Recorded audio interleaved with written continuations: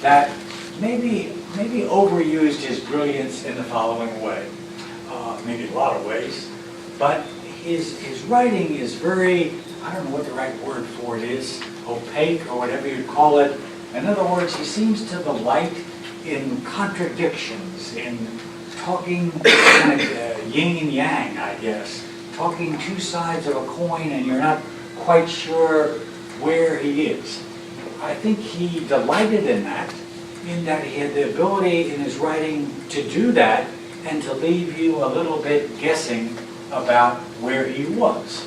That's part of it. The other thing is, well, there was a steady deterioration of his life, but in his better writing, the main thing perhaps is that ability of his to be a little deceptive in his writing.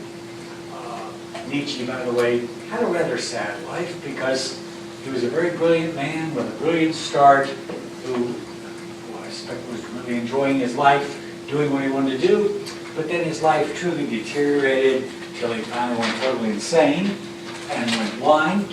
And the only thing I wanted to say about that is he got it the old-fashioned way and he earned it. In other words, he died of syphilis.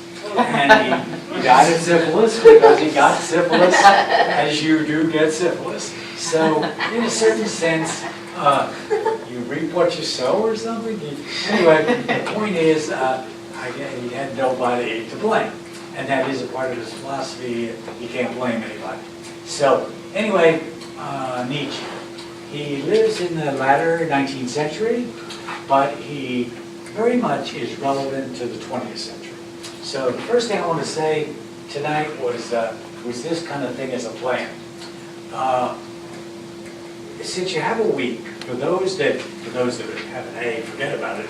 But for those that really need to make an A on the final, you might do a little bit.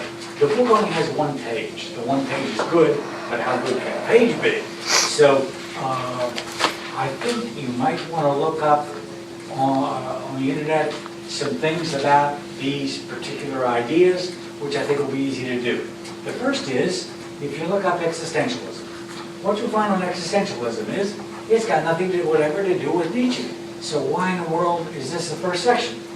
Nietzsche, existentialism is a philosophy of the 20th century. It's a philosophy about intense human beings that focus their philosophy, well, in an intense, hyper kind of way. It's that group. It's a much more significant philosophy in Europe than it is in the United States. It's had a lot of important impact.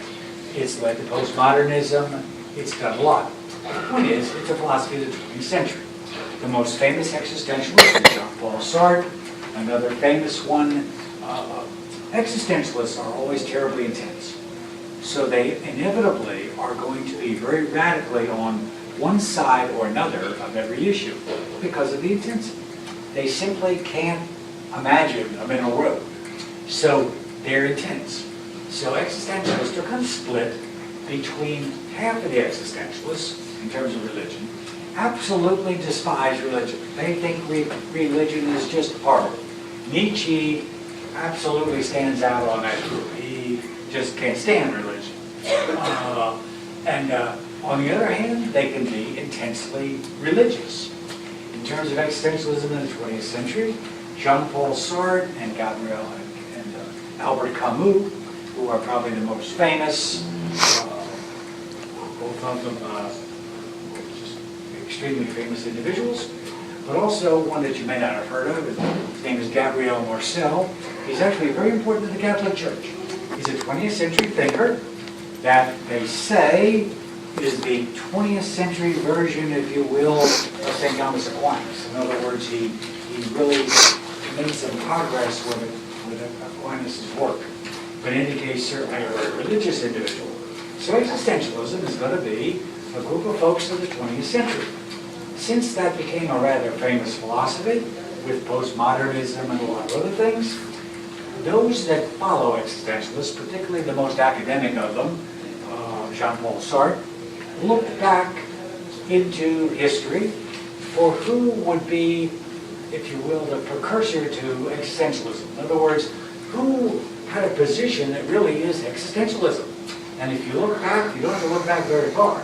A perfect example is Nietzsche. Nietzsche could have been an existentialist, he just didn't happen to think of the title. So, the first section is about existentialism. If you look it up, it's easy to look up. You'll find Jean-Paul Sartre, Albert Camus typically, and just the idea. I think what the idea really is the intensity and the fact that you have to think that you're only going to exist in the moment because you just might die.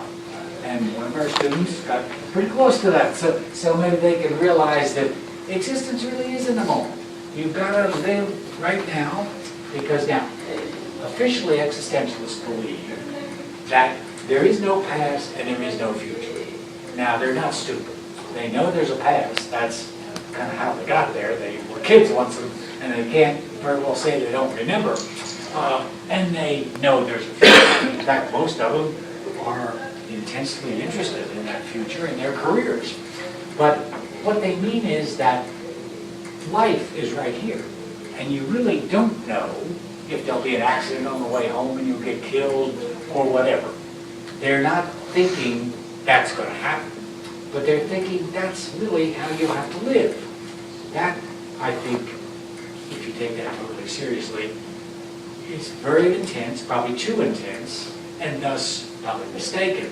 But it's certainly not a bad idea. What it leads to is you don't blame anybody for anything. In other words, it's not mama's fault, it's not daddy's fault, it's not your poor environment, the lousy school, it's not you unfortunately got with the wrong friends, and on and on. It simply is your responsibility. So anyway, existentialism, easy to look up if you want to kind of prepare for where we'll be. Then, Nietzsche actually, Nietzsche is full of strangeness. His views are very intriguing, very strange, very weird. He talks about Superman, and you can't help but get an image of Clark Kent. You know, you take off your shirt, you've got this big S, and then you take off and fly into the sunset. Somehow, that just fits Nietzsche pretty good. He, I think, wanted to fly off into the sunset. But in any case, Nietzsche's uniqueness, in terms of how he expresses in his philosophy, is very, very unique. So, but first of all, before any uniqueness, he has a really very straightforward philosophy. And that is that he has a theory of knowledge. And you can look up Nietzsche's theory of knowledge. It should be clear. And basically, it's very straightforward, with probably the idea, which after all was relevant at his time, which is dealing with evolution. He deals with it rather differently, but he deals with evolution. This is, of course, right about the time Charles Darwin discovers evolution. Charles Darwin and that other character that did it with him, whoever that was. And then, okay, so you can look up Nietzsche's theory of knowledge. And then you can't really look up Nietzsche's uniqueness. I doubt you'll find it under uniqueness. I don't know what it might be under. But, if you will, Nietzsche's weirdness. Nietzsche's weirdness would be two things which are extremely interesting. They make a circle, and they make a complete philosophy. They're kind of a yin and yang, I guess. But in any case, Nietzsche's uniqueness is his will to power and his eternal recurrence. In other words, it's A and C. B is simply part of his will to power, or it is his will to power. I think the way to look this up would be look up will to power. You'll find a discussion of that. Look up eternal recurrence. You'll find a discussion of that. And within the will to power, you'll inevitably find a discussion of Superman, which is for Nietzsche Übermensch. So in other words, really translates Superman. Okay, before we leave it, Johnny, what do you like about Nietzsche? Nietzsche was crazy. Yes, And absolutely. I always found his philosophy on religion very interesting to look at. He said in his Übermensch theory that one of the main things was you can't drink alcohol. Because Nietzsche believed you grow stronger as a person through pain. He believed that by pressuring yourself, you come out and become a diamond, much like carbon. So he believed in embracing the pain, and both alcohol and Christianity to him were ways to dull the pain. He also believed that Christianity was a slave's religion because it would take all the theories of, it would say, well, weakness is now meekness, and the ability to take orders is now obedience.